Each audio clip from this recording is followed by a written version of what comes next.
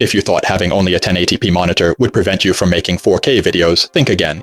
Even in the free version of DaVinci Resolve 17 that I've been using for compatibility reasons, it's totally possible to create projects and export video files at 4K, which stands for 3840 by 2160 pixels. So yeah, 4K doesn't exactly stand for 4000 pixels, but it's still a major improvement compared to 1080p.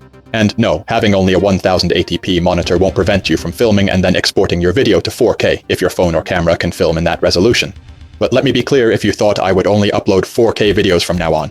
Despite my recent tests and discoveries, my Nintendo Switch 1 is still tied to 1080p, and I don't know if it's even possible to capture PC games in 4K without an actual 4K monitor. My HDMI switch is another thing that maxes out at 1080p. In fact, it would be a substantial financial project to upgrade my whole gear to 4K, and it would make more sense if I was playing modern games and I wanted to provide a resolution upgrade to the viewers who use big TVs. Nevertheless, my transition to 4K is already possible in terms of these kinds of videos where you're mostly looking at a stick figure character doing poses as if he was talking to you. As I've said in one of my videos from another channel of mine, this is mainly possible because I've drawn my character images using vector graphics, meaning that I can just re-export the original SVG files of the images to 4K size PNG files and preserve their fidelity in the higher resolution.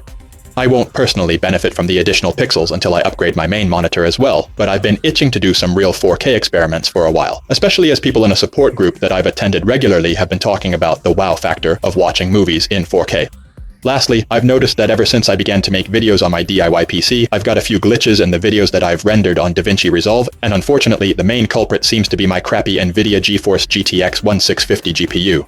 The only temporary fix until I can afford a GPU upgrade after saving money for a better air conditioner seems to be exporting the video using a space-hogging DNxHR codec and then encoding the video to H.264 using Handbrake. And I frigging hate solutions that introduce a bit of generation loss. But for now, I can only live with the glitches or sail around Africa instead of going through the Suez Canal. Though to be fair, editing a video might be the most time-consuming part of my whole production pipeline unless I ask an AI to animate my character as well.